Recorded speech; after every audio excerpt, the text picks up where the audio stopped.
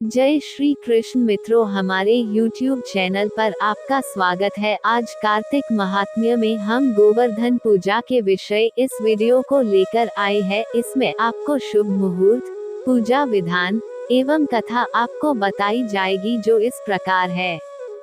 कार्तिक मास में की जाती है गोवर्धन पूजा। इस पूजा से श्री कृष्ण की पौराणिक कथा जुड़ी हुई है। हिंदू धर्म में गोवर्धन पूजा का विशेष महत्व होता है। दिवाली के बाद मनाए जाने वाले इस त्योहार से श्री कृष्ण की पौराणिक कथा जुड़ी हुई है। पंचांग के अनुसार कार्तिक मास के शुक्ल पक्ष की प्रतिपदा तिथि पर गोवर्धन पूजा की जाती है। इस दिन गोबर लीपकर घर के आंगन में गोवर्धन पर्वत और श्री कृष्णा की प्रतिमा बनाई जाती है। अधिकतर दिवाली के अगले दिन ही गोवर्धन पूजा की जाती है, परंतु इस साल गोवर्धन पूजा की तिथि को लेकर उलझन की स्थिति बन रही है। किसी का कहना है कि ये पूजा 13 नवंबर यानी दिवाली के अगले दिन होनी है, तो कोई इसे भैया दूज वाले दिन बता रहा है।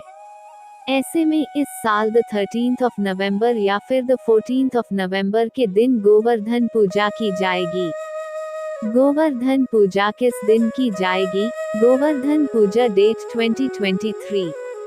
पंचांग के अनुसार इस साल कार्तिक माह के शुक्ल पक्ष की प्रतिपदा तिथि 13 नवंबर सोमवार दोपहर 2:56 पर शुरू होगी और इसका समापन अगले दिन 14 नवंबर मंगलवार को दोपहर 2:36 पर होगा। उदया तिथि के अनुसार इस साल गोवर्धन पूजा 14 नवंबर के दिन की जाएगी। गोवर्धन पूजा का शुभ मुहूर्त शाम 5:25 से रात 9:36 के बीच है। पौराणिक कथाओं के अनुसार इंद्रदेव के घमंड के चलते पूरे गांव को तूफान और बारिश का प्रकोप सहना पड़ रहा था। श्री कृष्ण ने अपनी उंगली पर गोवर्धन पर्वत उठाकर ब्रजवासियों को बचाया था। इसके बाद से ही हर साल गोवर्धन पूजा की जाने लगी। गोवर्धन पूजा की विधि। गोवर्धन पूजा करने के लिए गोबर से गोवर्धन पर्वत और श्री कृष्ण की प्रतिमा बनाते हैं। फूलों से गोवर्धन पर्वत सजाया जाता है। पूजा सामग्री में धूप, दीप, बताशी, रोली, अक्षत, खील और अन्नकूट आदि शामिल किए जाते हैं। इसके बाद गोवर्धन पूजा में गोवर्धन पर्वत की कथा पढ़ी जाती है और गोबर से तैयार गोवर्धन की 7 बार परिक्रमा करते हुए आरती की जाती है और जयकारे लगाए जाते हैं। इस तरह संपन्न होती है गोवर्धन पूजा।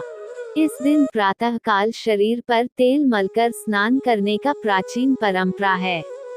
इस दिन आप सवेरे समय पर उठकर पूजन सामग्री के साथ में आप पूजा स्थल पर बैठ जाइए और अपने कुलदेवी का ध्यान करिए। पूजा के लिए गाय के गोबर से गोवर्धन पर्वत पूरी श्रद्धा भाव से बनाएं।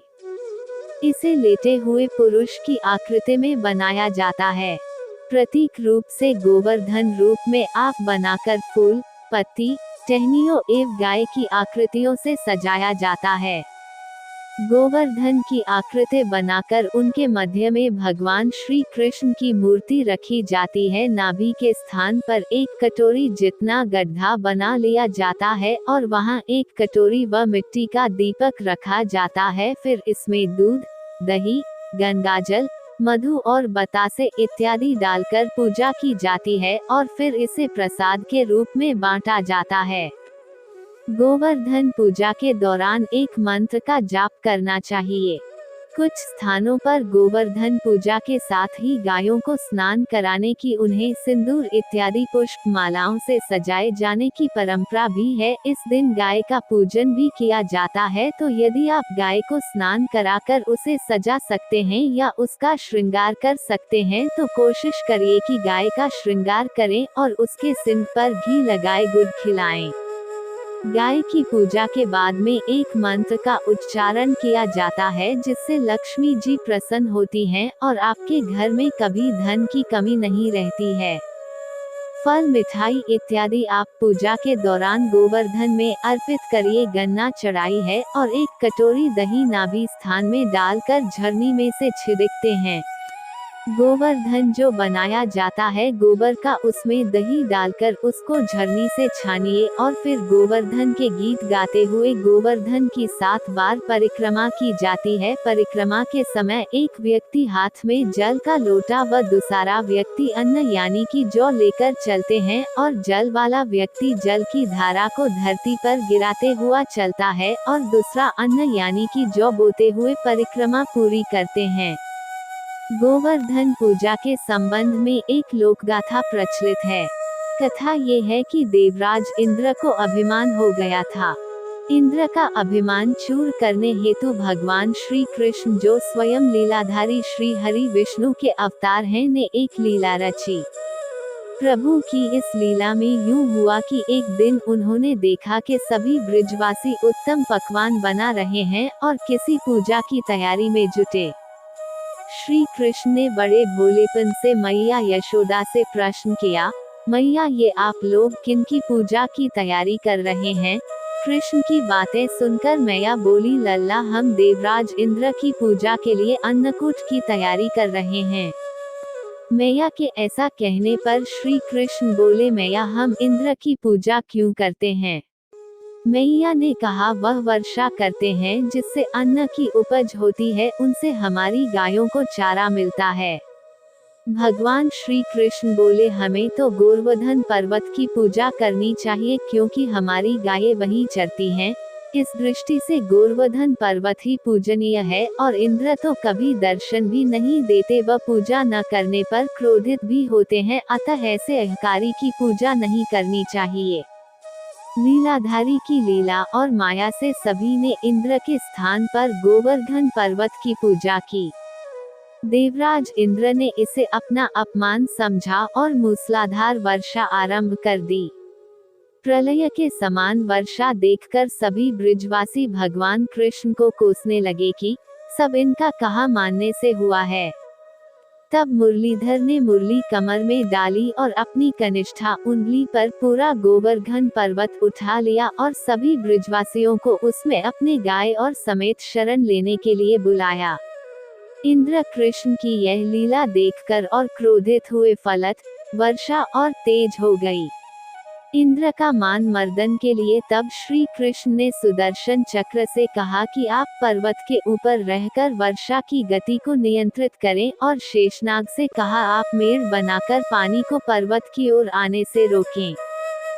इंद्र निरंतर 7 दिन तक मूसलाधार वर्षा करते रहे। तब उन्हें लगा कि उनका सामना करने वाला कोई आम मनुष्य नहीं हो सकता, अतः वे ब्रह्मा जी के पास पहुँचे और सब वृतांत कह सुनाया। ब्रह्मा जी ने इंद्र से कहा कि आप जिस कृष्ण की बात कर रहे हैं वह भगवान विष्णु के साक्षात अंश हैं और पूर्ण पुरुषोत्तम नारायण हैं। ब्रह्मा जी के मुख से ये सुनकर इंद्र अत्यंत लज्जित हुए और श्री कृष्ण से कहा कि प्रभु मैं आपको पहचान न सका, इसलिए अहंकारवश भूल कर बैठा। आप दयालु हैं और कृपालु भी, इसलिए मेरी भूल क्षमा करें। इसके पश्चात देवराज इंद्र ने मुरलीधर की पूजा कर उन्हें भोग लगाया। इस पौराणिक घटना के बाद से ही गोवर्धन पूजा की जाने लगी। ब्रिजवासी इस दिन गोवर्धन पर्वत की पूजा करते हैं। गाय बैल को इस दिन स्नान कराकर उन्हें रंग लगाया जाता है व उनके गले में नई रस्सी डाली जाती है। गाय और बैलों को गुड़ और चावल मिलाकर खिलाया जाता है। और भी ऐसे ही सनातन धर्म से जुड़ी जानकारियों के लिए आप हमारे चैनल को सब्सक्राइब करें, वीडियो को लाइक करें और शेयर करना ना भूलें। जय श्री कृष्ण।